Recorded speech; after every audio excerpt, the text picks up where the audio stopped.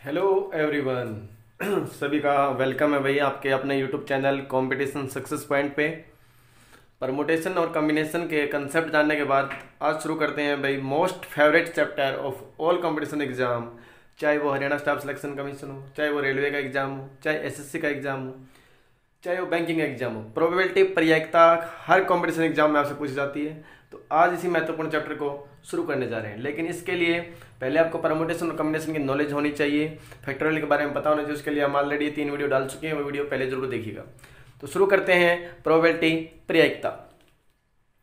तो एक्चुअली में प्रोबेबिलिटी होती क्या है? प्रोबेबिलिटी का मीनिंग क्या होता है? किसी चीज़ के होने की संभावना कितनी, उसकी संभावना, उस चीज़ के होने की संभावना क्या है। अगर मैं कहूँ बारिश होने के चांसेस 30% बारिश होने के चांसेस है, तो प्रोबेबिलिटी क्या हो जाएगी? 30/100। तो किसी चीज़ के होने के chances, happening of any event is called probability. अब देखिए, प्रोबेबिलिटी में आपको ध्यान क्या रखना है, जो प्रोबेबिलिटी निकालें किसी भी इवेंट की, मतलब कोई भी चीज़ हैपन हो रही है उसको इवेंट बोलेंगे। जो फेवर में केस हैं वो ऊपर आएंगे और टोटल केस का आएंगे नीचे। फेवर में केस हम आएंगे ऊपर और टोटल केस का आएंगे भाई नीचे। इसको एक एग्जांपल के जरिए समझते हैं। एक सिक्का उछाला गया। प्रोबेबिलिटी का क्वेश्चन हमेशा आपको नीचे से शुरू करना, मतलब टोटल केस पहले निकालने, फिर आपको दिक्कत नहीं आएगी। क्या कह रहा हूं भाई? एक सिक्का उछाला गया तो सबसे पहले टोटल केस निकालेंगे। जब सिक्का उछाला गया या तो हेड आएगी या टेल आएगी, तो टोटल केस कितने होंगे? 2।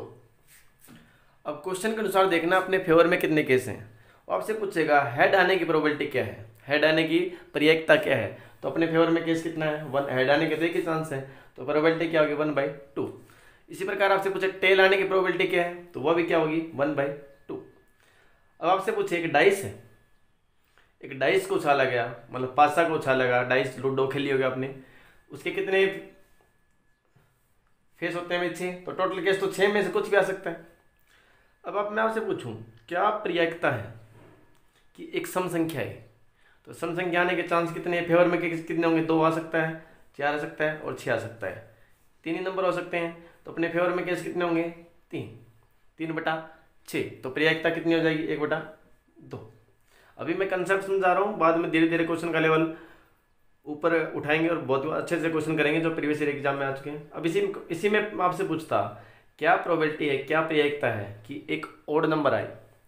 तो ओड आने के भी 3 ही चांस है, 1, 3, 5। तो प्रायिकता क्या होगी?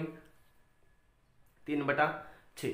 तो आप समझ गए भाई टोटल केस कहाँ रहेंगे? नीचे, और अपने जो फेवर में केस हो कहाँ रहेंगे? ऊपर। तो सबसे पहले हमेशा टोटल केस लिखने हैं, फिर क्वेश्चन के अनुसार देखना फेवर में अपने कितने केस उनको कहाँ लिखना है? ऊपर। अब चलिए क्वेश्चन धीरे धीरे शुरू करते हैं। आगे बढ़ने से पहले 2 इंपॉर्टेंट बातें और जान लीजिए। प्रोबेबिलिटी है वो हमेशा किसी भी इवेंट की 0 और 1 के बीच में लाई करेगी। 0 का मतलब क्या है? वो इवेंट हो ही नहीं रही है। 1 का मतलब वो इवेंट फुल हो रही है, उसकी श्योरिटी 100% है। तो किसी भी इवेंट की प्रोबेबिलिटी हमेशा 0 और 1 के बीच में लाई करेगी। अगर मैं आपसे बोलूं कि प्रोबेबिलिटी है वो 4 है, तो ये नहीं पॉसिबल है। 4 प्रोबेबिलिटी हो नहीं सकती, कि प्रोबेबिलिटी हमेशा कहाँ से कहाँ लाई करेगी? 0 से 1। प्रोबेबिलिटी -1 है, नहीं हो सकती। तो प्रोबेबिलिटी हाँ 0.5 हो सकती है। तो प्रोबेबिलिटी किसी इवेंट की पहली बात तो 0 और 1 के बीच में लाई करेगी। सेकंड इंपॉर्टेंट बात, काफ़ी बार एग्जाम पूछा गया अभी किसी चीज़ की होने की प्रोबेबिलिटी और उसी इवेंट की ना होने की प्रोबेबिलिटी का टोटल 1 होता है। एक इवेंट की होने की प्रोबेबिलिटी और उसी इवेंट की ना होने की प्रोबेबिलिटी, दोनों का टोटल हमेशा क्या होगा? 1। अभी हरियाणा स्टाफ सिलेक्शन कमीशन में एक चीज पूछी गई थी, एक इवेंट के अकर होने, मतलब होने की प्रोबेबिलिटी 0.32 थी, तो उसी इवेंट की ना होने की प्रोबेबिलिटी क्या होगी? तो देखिए दोनों का टोटल हमेशा 1 होता है। इवेंट के होने की प्रोबेबिलिटी 0.32 है, तो ना होने क्या हो जाएगी? 1 - 0.32। आंसर कितना आ जाएगा? 0.68। तो तीनों पॉइंट आपको ध्यान में होने चाहिए। पहली बात, जो फेवर में केस ऊपर, टोटल केस नीचे। प्रोबेबिलिटी किसी इवेंट की होने की वो हमेशा 0 और 1 के बीच में लाई करेगी। थर्ड और मोस्ट इंपॉर्टेंट पॉइंट भाई, एक इवेंट के होने की प्रोबेबिलिटी और उस इवेंट की ना होने की प्रोबेबिलिटी का टोटल हमेशा क्या होता है? 1। तो चलिए अब कंसेप्ट आपने जान लिए हैं, अब क्वेश्चन का सिलसिला शुरू करते हैं। नेक्स्ट क्वेश्चन देखिए भाई, एक सिक्का 2 बार उछाला गया। एक सिक्का दो बार उछाला, जब एक सिक्का दो बार उछाला जाएगा तो कुल केस कितने बनेंगे? 2 की पावर 2। जब एक, क्योंकि सिक्के की दो ही चीज होती है, हेड और टेल, जब एक सिक्का दो बार उछाला जाएगा तो कुल केस कितने बनेंगे? 2 की पावर 2। जब एक सिक्का 3 बार उछाला जाए तो 2 की पावर 3, या मैं कह तो दो सिक्के एक साथ उछाले गए तो भी केस क्या बनेंगे? 2 की पावर 2। ठीक है, तो एक सिक्का 3 बार उछाला जाएगा तो टोटल केस कितने बनेंगे? 2 की पावर 3। तो कुल केस कितने बनेंगे अपने पास? हमेशा नीचे वाला केस पहले लिखना, टोटल केस पहले लिखेंगे। अब देखिए टोटल केस कितने बनेंगे? 4। अब क्वेश्चन के अनुसार देखते, देखिए जब ये बहुत इंपॉर्टेंट क्वेश्चन है भाई, जब दो सिक्के एक साथ उछाले जाए, एक सिक्का दो बार उछाला जाए तो केस क्या क्या बनेंगे? पहले पे ऐड, दूसरे पे ऐड आ जाए। दूसरा केस क्या आएगा? पहले पे ऐड, दूसरे पे टेल, या पहले पे टेल दूसरे पे ऐड, या दोनों पे टेल। इसके अलावा कोई भी केस नहीं बन सकता भाई, जब दो सिक्के उछाले जाएंगे, एक सिक्का दो बार उछाला जाएगा। अब क्वेश्चन के ऊपर डिपेंड करता है, कुल केस कितने बनेंगे? 4। अब आपसे बोले कि क्या प्रायिकता होगी कि दोनों पे सेम आए, दोनों पे सेम दो ही का केस हो सकते हैं, दोनों पे ऐड आ जाए, दोनों पे टेल, तो फेवर में केस कितना हो गया? 2/1/2 आपकी प्रायिकता होगी। समझ रहे बात को भी? अब आपसे पूछे कि क्या प्रायिकता होगी कि कम से कम एक ऐड आए, कम से कम एक ऐड आएगा, मतलब इसमें भी कम से कम एक ऐड है, इसमें भी एक ऐड है, इसमें भी ऐड है, अपने फेवर में कितने केस हो गए? 3, तो प्रायिकता कितनी होगी? 3/4। आपसे पूछे भाई क्या प्रायिकता होगी कि कोई भी ऐड ना आए, तो कुल केस तो हमेशा 4 ही रहेंगे, टोटल केस। एक भी हेड ना आए तो किस में एक भी हेड नहीं है? इसमें नहीं है भाई, तो अपने फेवर में केस क्या होगा? 1। तो प्रायिकता क्या होगी? 1। बस घबराना नहीं है भाई, टोटल केस पहले लिखने हैं, फिर क्वेश्चन के अनुसार देखना कि अपने फेवर में कौन से केस, फेवर में केस ऊपर और टोटल केस नीचे। नेक्स्ट क्वेश्चन देखिए, एक डाइस उछाली गई, क्या कहता है? क्या प्रायिकता है कि एक अभाज्य संख्या है? तो सबसे पहले अभाज्य संख्या के बारे में थोड़ा जान लेते हैं। अभाज्य संख्या एक्चुअली में होती क्या है? जिसके कम से कम 2 टुकड़े होने चाहिए। हम बचपन से पढ़ रहे हैं, जो खुद से और एक से भाग होती है, एक है वो खुद से और एक से भाग होती है, तो अभाज्य नहीं होती है। तो प्राइम नंबर की सही डेफिनेशन क्या है? जिसके कम से कम 2 टुकड़े होने चाहिए, मतलब कम से कम नहीं, एग्जैक्टली 2 फैक्टर होने चाहिए, ना 2 से कम ना 2 से ज्यादा। अब सबसे छोटी अभाज्य संख्या क्या है? 2, नेक्स्ट 3, नेक्स्ट 5, नेक्स्ट 7। और एक और बहुत इंपॉर्टेंट क्वेश्चन बनता है भाई, 1 से लेकर 100 तक कितनी अभाज्य संख्या बनती हैं? 25 सॉरी, कितनी? 25। 1 से 100 तक कितनी अभाज्य संख्या होंगी भाई? 25। और 1 से लेकर 50 तक होंगी 15। इसका मतलब क्या होगा? 50 से 100 के बीच में कितनी बच गई भाई? 10। अब अपने क्वेश्चन के ऊपर आते हैं। क्वेश्चन क्या कहता है? एक डाइस उछाली गई, एक पासा उछाला गया, क्या प्रायिकता है? एक अभाज्य संख्या है, तो कुल केस क्या होंगे? जब एक डाइस एक बार उछाली जाती है तो कितने? 6।